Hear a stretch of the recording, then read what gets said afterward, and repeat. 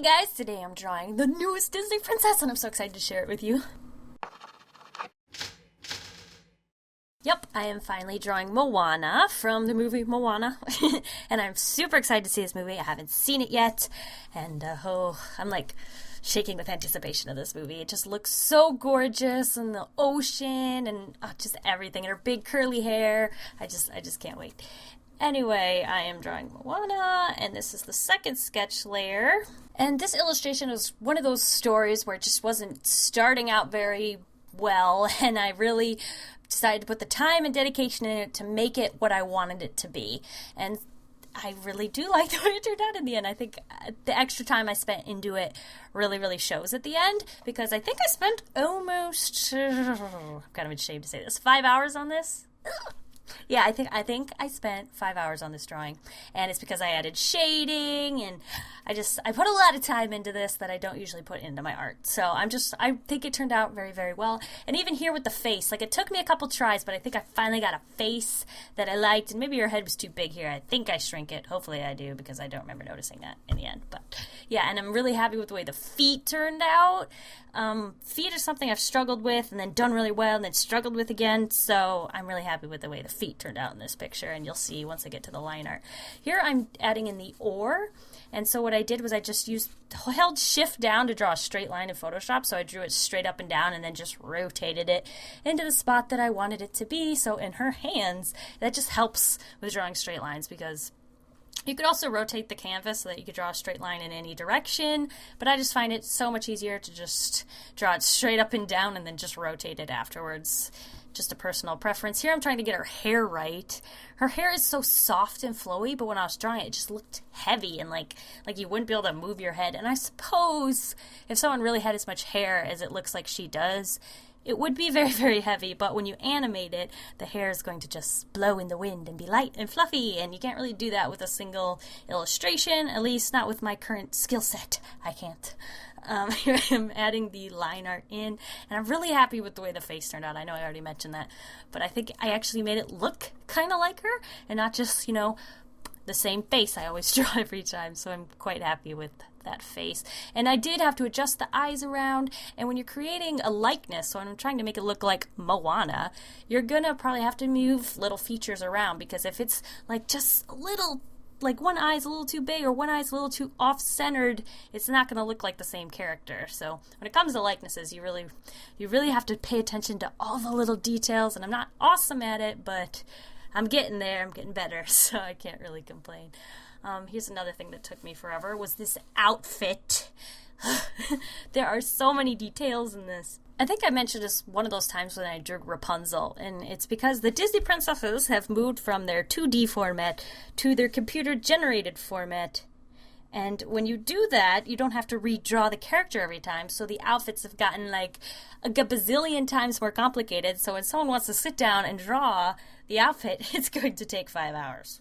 So, yeah, and I also added all those beads and like the chain. That's not the color that one ended up being, but, it's just, I used layer styles as much as I could to try and help, speed up the process. And if you don't know what a layer style is, the one I use the most frequently is in Photoshop. You can apply layer styles to layers, and with this one what I did was to create all those chains, or I use this for like shoelaces and stuff, is you just draw the shape of the shoelace, and then, or in this case the beads along her torso there, and you apply a stroke to the layer. So it's a layer style stroke, and then you can adjust how many pixels wide you want the stroke to be, and it really helps so that you don't have to draw extra line art. So I really like that trick, although if you're working in really low resolutions, you don't want to do that because it can look very pixely, so you got to be careful when it comes to that.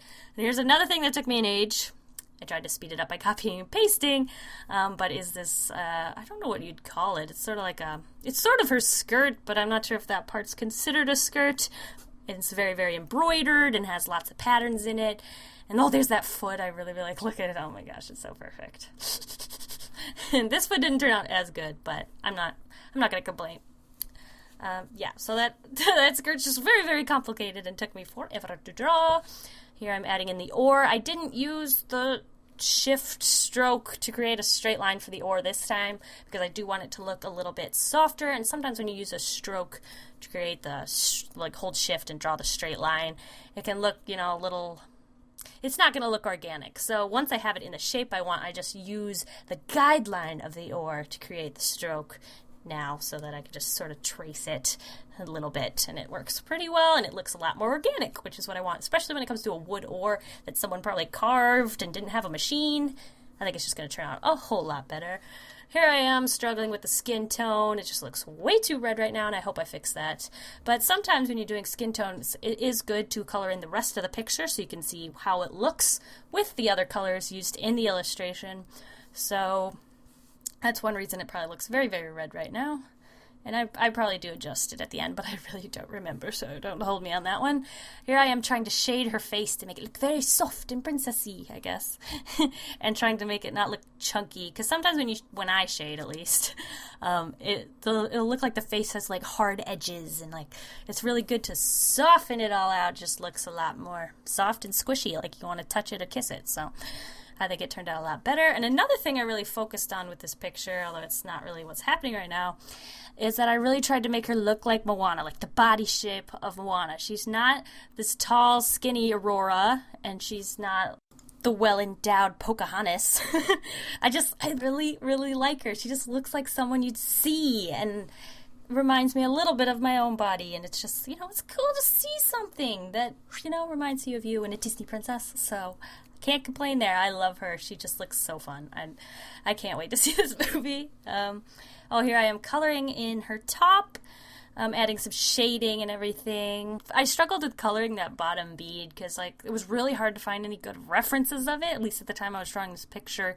So I just sort of went with what I could figure, but I know it's probably not going to, whenever I draw a picture before I see the movie, I always go into the movie and I'm nitpicking at everything that I drew, and I notice the things that are wrong, and I'm like, no, that's not how I did it. Crap, no, that's not what mine looks like. Ooh. But with limited resources, you gotta do what you gotta do, so can't really complain. Here I am adding a texture to her. It looks like it's made out of burlap or something. I don't know what it's made out of, but it's a very textured material, and it's kind of stiff compared to the straw that's underneath of it. And yeah, so I had to add the texture because it just did not look good without it. And then I also colored the line art around it because it was too harsh with the black compared to the very light manila color of the skirt. And then I shaded in that part of the skirt as well and changed the color of the line art just to make everything look smooth. I didn't really add any shading. I guess I did add a little bit of shading to that underskirt part, but I didn't need a lot because there's just so much texture in the line art already to make it look like straw. So that turned out pretty good. Here I am coloring in the oar. And then finally, the last thing I did was this necklace. And I know this necklace went way off reference, but I kind of got a little excited and had a little too much fun.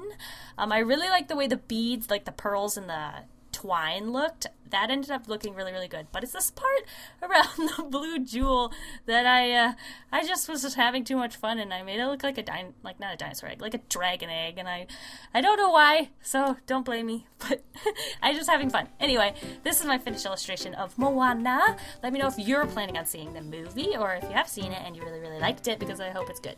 Yeah.